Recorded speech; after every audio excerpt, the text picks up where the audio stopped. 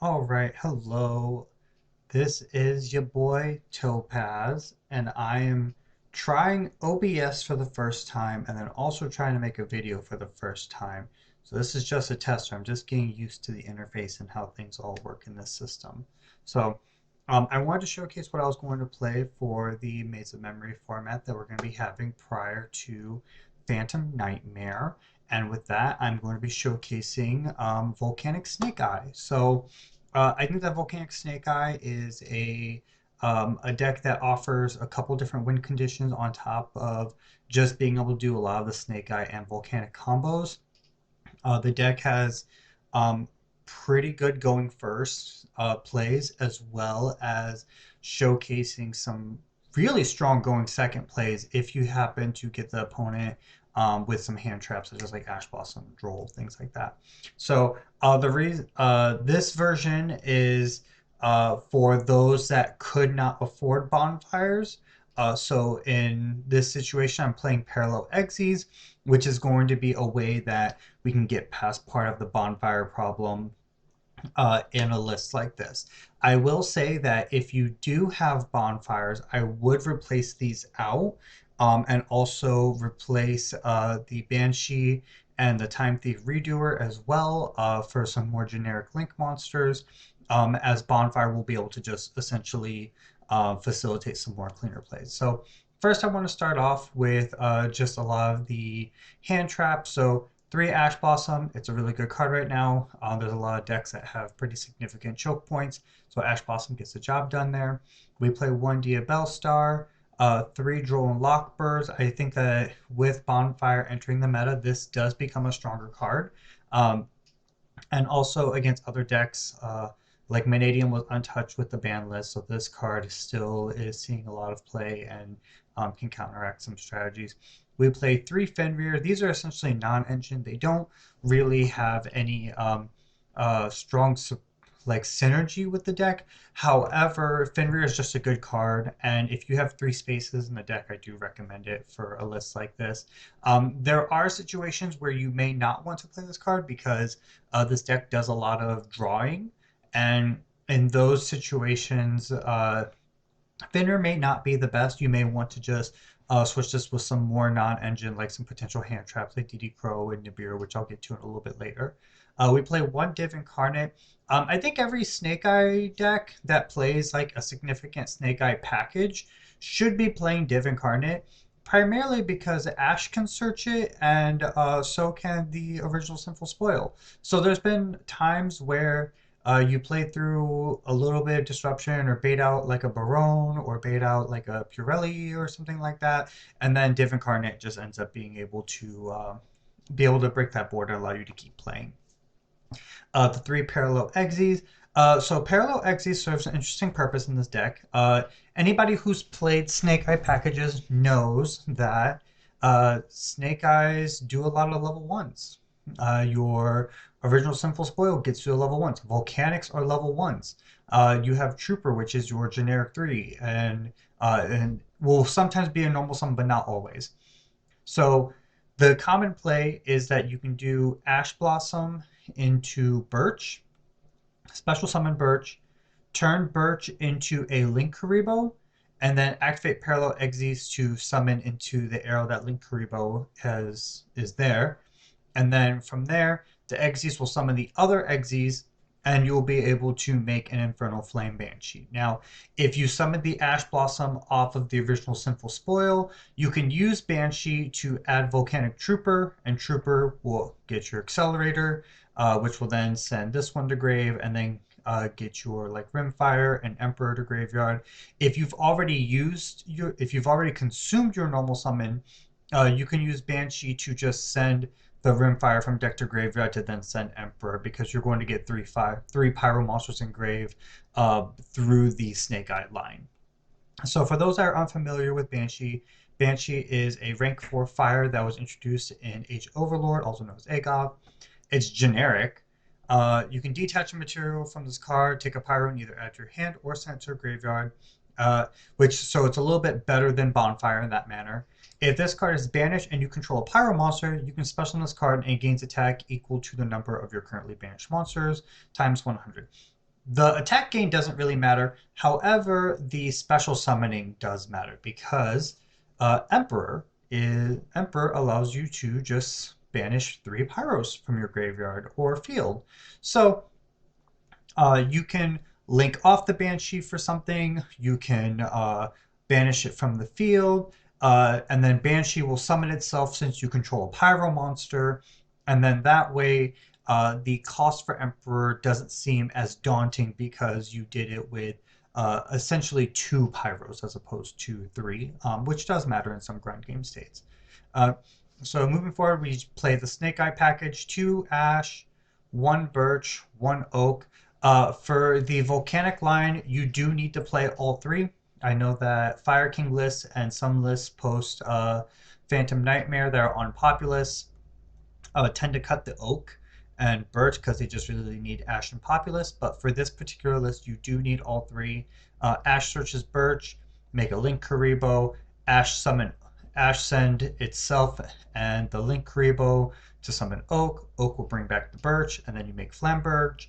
And then with a normal summon or anything else, you link it off into Sunlight Wolf, and then you get your bodies back, and then you'll banish all 3 because they are Pyros for your Volcanic Emperor, because it's just generic in that manner. So the 1 Flamberge Dragon, the 1 Volcanic Emperor for all the reasons that I have described. Volcanic Emperor is your second win con in the deck. This card deceptively puts way more pressure on the game than what people think it does. So, cannot be normal summoner set, must be special summoned from your hand or graveyard by banishing 3 Pyros or 1 Blaze Accelerator from your field or graveyard. You can only special summon once per turn.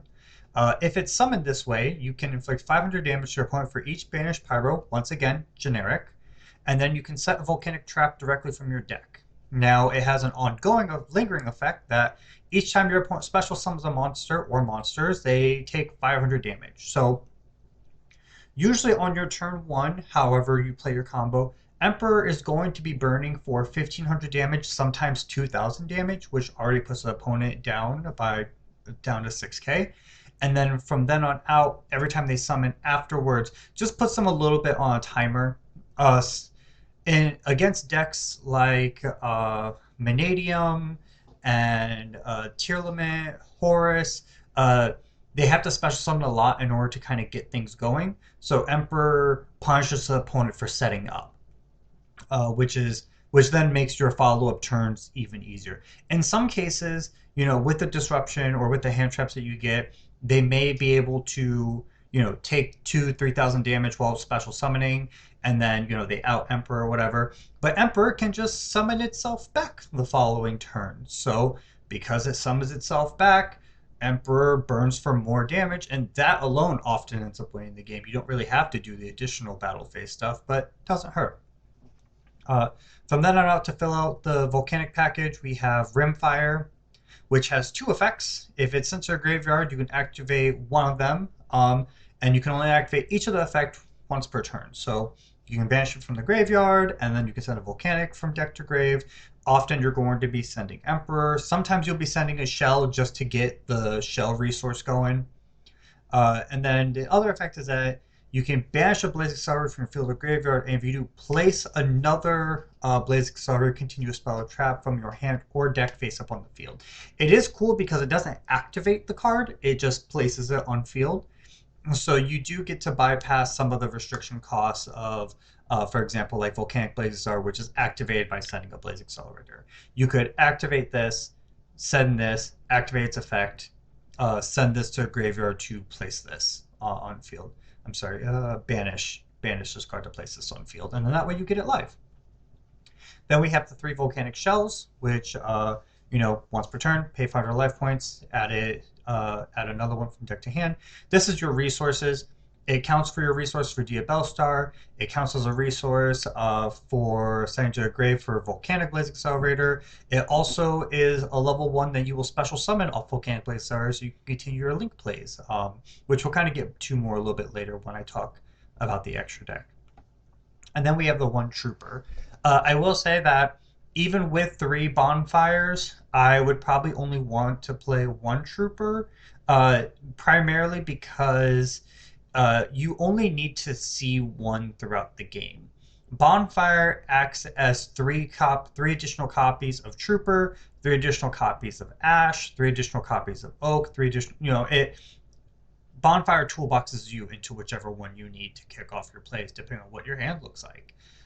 So you don't really need multiple troopers. The same thing goes with like the Banshee play, which is why we play the Exes for this list, is that you just need to see it the one time.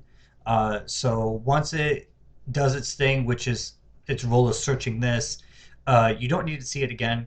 If you normal summon another one on the follow-up turns, the best thing that I can do is like search a shell, but the thing is that a shell can often search another shell, and the discarding to give the opponent a bomb token is really good for turn one, but then moving forward, you don't need to utilize that effect because you will just have these active and you don't need to pop a bomb token. This second effect is moot at that point. Uh, so we have the one Blaze Accelerator. It is a brick. You have to play it in order to play these. We play two Crossout Designators. I am playing Designator in this list, and I think that a lot of like fire lists, bonfire related lists, and everything should all kind of be playing this card right now. There's a lot of fire decks have a significant amount of homogeny. They all look the same, and with the exception of like, are you playing Ponix or are you playing some other fire monster? So Crossout Designator gets Diabellstar. It gets additional wanteds. It gets the original Sinful Spoil. It counteracts some of the hand traps that would end your turn, like Droll and Lockbird and Ash Blossom, if they're timed properly. And then on top of that, it also counteracts some of the uh, different interactions that the opponent probably thought that they were going to be safe plays, like kicking off with an oak play or trying to bait out something for a triple tack. Like cross out stopping a triple tactics can really end somebody's turn if they were banking on a triple tactics to resolve. And then on top of that, like we play infinite impermanence because that's a very common hand trap right now. So cross out being able to save you from an imperm can also be very helpful. I will say that imperm doesn't pop up as often because in the follow-up turns, once a Linkuriboh has been established, they'll never imperm like these because you can just Linkuriboh them out. However, I think this still serves a lot of importance. In addition, it just banishes a Pyro. So for things like Emperor to try to chip in that additional damage, or like Inferno, where you get to shuffle stuff back in the end phase, Crossout could essentially be free in some cases. So we play the one original Sinful Spoil Snake Eye to go with the rest of the package. This card is crazy strong. I love this card in this format. The two triple tactic talents. This deck does not die to single hand traps. However, hand traps do hurt, and I think that triple tactics punishes the opponent and helps you get a leg up on advantage. Uh, the deck doesn't make that many negates. It just makes a lot of disruption. So uh, being able to use a triple tack to look at the opponent's hand lets you know what you really need to be spending your like finite negates on. We play two Blaze Accelerator to go with the Volcanic package. This card is kind of insane. Activated by sending a Blaze Accelerator from hand, deck, or field to the graveyard. Once per turn during the main phase, you can special summon a Volcanic from the hand. That's really good. And once per turn, you can target a face-up monster opponent controls, send a level 1 Pyro from deck to graveyard, and destroy it. So it gets your shells directly from deck to grave, it gets your Rimfire directly from deck to grave to then send Emperor. It even sends things like Snake Eye, Ash, and Birch to the graveyard, so if you have an Oak, you can kick off your combo line with that. So there's a lot of application for this card. This card, if it sits on field for too long, this just generates a lot of value. Being able to start your turn by baiting negates is really good. Even if this doesn't resolve, like baiting a Barone negate with this, it just feels great. And then we play the three wanted to go with the rest of the package. This is essentially like almost one card combo in the deck. 3 infinite impermanence. It's once again a good hand trap, and then on top of that, it doesn't proc things like triple tactic talents. And then also we play for the crossout designator. And then we play one Volcanic Inferno. So Inferno is the trap card that you will set off of Emperor. So Inferno, if the opponent activates any monster effect on field, you can banish a Pyro, inflict 500, and then if you banish a Volcanic, you get to negate that effect, which is really cool because it doesn't target the card. So if the opponent tries like dipping out or skipping with something or removing their monster from field, Inferno doesn't care. It still does the 500 damage first, and then it does the negate. Um, and then during the opponent's end phase, you can target 2 of your Volcanic monsters that are banished or in your graveyard, place them on the bottom of the deck. So it reloads your deck with your shells, so you can keep adding more and using them more for discard fodder or resource fodder. Moving on to the extra deck, we play the Zeus because we do play some Xyz in this list. One Banshee for the parallel Xyz, a Tifon because Tifon is just a really good card this format. The presence of Tifon alone has pushed a lot of decks off of Zeus. However, this card also handles a lot of like important kickstarters for other decks. So if you have a Tifon on field, the opponent can't activate Nibiru, or they can't activate MZMI to get their horse stuff active, which actually has come up in a match that I've played. So like Tifon has other applications outside of just like a last resort breaking the board. It does also hinder some strong plays by the opponent. Then we played the Time Thief Redoer, once again for the parallel Xyz. Essentially, if you have everything else, if you've gotten your Trooper and everything all live, you'll make a Redoer. Redoer is just an annoying rank 4, pretty much. It hurts opponents. It can get you draw power. It can be removal. Like it really just depends on the matchup. But Time Thief Redoer is always a very solid rank 4. And then we have our links. So we play Axis Code Talker for endgame. Heat Soul. The Volcanic combo will end on a Heat Soul while going through like a Link Karibo and a Sunlight Wolf. So you just get to draw cards. So after you have like essentially dumped all your Volcanics, got all your Snake Eyes out of your deck, then you can Heat Soul and to just draw into hand traps. Because Heat Soul is often the end board monster at the end of your turn, that's partly why I'm on the fence about Fenrir's, because you don't want to draw a Fenrir after you've already kicked off your plays, especially if you didn't open up a Fenrir to begin with. So I am considering switching Fenrir with more hand traps or something a little bit more generic. As of right now, Fenrir is just really good for putting additional pressure on opponents. Sometimes negates get wasted on Fenrir if the game stays very generic. Also, Fenrir can banish face-up cards, like face-up back row cards, which does matter in some situations. Then we play a Dark Charmer and a Fire Charmer. We play these to go into the Selene line to then go into Axis Code Talker. Dark Charmer, despite this being a fire deck, is still easy to put on board because we have Link Karibo and IP. So those times when you get to out the opponent's SP Little Knight, Dark Charmer is just really good at taking that resource and using that against them. Hida is primarily for Selene lines, but does come up in Fire Mirror matches. So there's been times where I have done like a Hida play to special summon a like Snake Eye from the opponent's graveyard, and then use like Ash's effect to then search and get more combos off, and then like Link climb higher. So it does come up. IP, it's generic Link 2. It goes into SP Little Knight during the opponent's turn. This is just overall good card. The deck makes a lot of small bodies, so Link climbing up is really easy to do in a deck like this. Link Karibo, staple. This card deserves an alternate rare printing. This card is so good in this format. Relinquish Anima, just another good Link 1. So what I really like about Anima is that a lot of people they go so wide with their fields that something will inevitably be in an anima space. So there's a lot of time for anima does get to give you some cheeky removal options. So that's kind of why I like this card.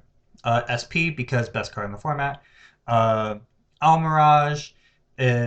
So Almirage is here as another Link 1 option specifically for Trooper.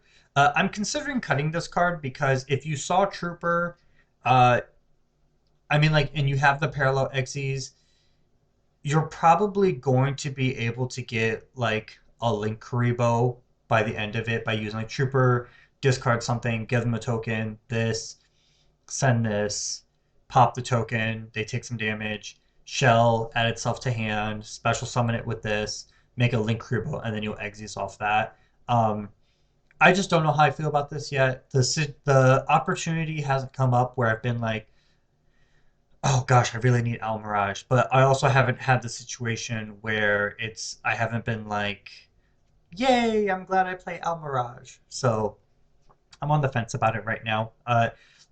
If I end up cutting the parallel exes, AE, if I get bonfires, then I might do something different. But as of right now, we're playing this card. And then we have Sunlight Wolf. Sunlight Wolf is just generic fire card. This card's seeing a lot of play right now. It is a very, very good card. It like throughout the Snake Eye and Volcanic combos, actually through most Snake Eye oriented decks, this is going to proc off and you're going to get an additional monster back. It might be an Ash Blossom for like a recurring hand trap. It might be a Snake Eye Ash, so you have follow up for the following turn. Like this card guarantees you some type of follow up in some capacity, while you get to just continue playing and then making your end board. So this card is amazing. And then we play Selene. So Selene is for the access code lines. The spellcasters that we play in the deck are Droll and Diabellstar, so it's very easy for Selene to actually proc off a lot of the times. Now, side deck, once again, side deck is totally oriented to like your locals and subjective to what you're playing against and what you're usually seeing, yada yada, all that type of stuff. So this is kind of what I've been doing for this volcanic list for a while. It does me pretty well. And the only changes that I've recently made is that I've added DD Crow to this list because there's you want to banish things. Getting stuff out of graveyard is really strong right now, and really, with the exception of Fenrir, we don't really banish much. So, three DD Crows for banishing. They can cut off lines for some Fire King stuff. They can cut off lines for opposing Snake Eye decks. They can. There's a lot of stuff that DD Crow can do right now that is very valuable. Also, I think that DD Crow is going to see more play with being able to counter things like transaction rollback, and also this card has historically stopped Purelli Lily for preventing that from ranking up. We play three Nibiru inside. This goes back and forth between side and main so often. I don't know, but I feel like people are respecting Nibiru a little bit more often. So there's a lot of times where this doesn't pop off, and I respect it. I get it. We play two Cosmic Cyclones. 1,000 life points, just banish a spell and trap. It's not once per turn. Also comes up. Once Subversion, we can search it with the Diabellstar package, and it places a monster in the back row. A lot of times when I play this card, people are like, "Huh?" Like it throws them off. Which, I mean, that's good. Uh, this is a good going second tool. It often baits negates very easily, and it can also just be another thing that you recycle off wanted if for whatever reason this gets banished or removed or something akin to that. Three anti-spell fragrance, very strong card. Cut if you're going first, this cuts off so much. No bonfires. They'll get their wanted off, but wanted to Diabellstar to then what? Fragrance is just really good. And then we play three Dimension Barriers. A lot of decks are doing link plays. However, decks like Tearlament and Sword Soul still pop up at my locals. The essentially the decks that give me most trouble is like Tearlament, Purelli, those are kind of the two main ones. So being able to kind of cut those at the ankles and prevent them from really comboing off gets you very far. I will say that the teal matchup in this deck is eh, it's all right. It really just depends if you get Emperor on field because the opponent has to special them a lot before they can even begin to threaten this. So you get to put a lot of damage on them. But Barrier being able to just stop stuff is really good. This is a strong card. So that is what I'm playing right now. Like I said, if I get bonfires, which I mean, I probably will at some point, um, I will probably swap these out and then change up this a little bit. But as of right now, this is a little bit more of a budget friendly. You get to save yourself like $150 right now if you just play Parallel Exes instead. Because this card is just it feels like it was made for Volcanics because of its effects and what it does. So yeah, that's what I'm playing right now. If you have any questions, let me know. And if you like this deck, let me know. I love Volcanics and I love Snake Eye, and I will find a way to mesh these to the best ability I possibly can. But thank you for taking the time to listen to me ramble about my pet deck, and have a good evening.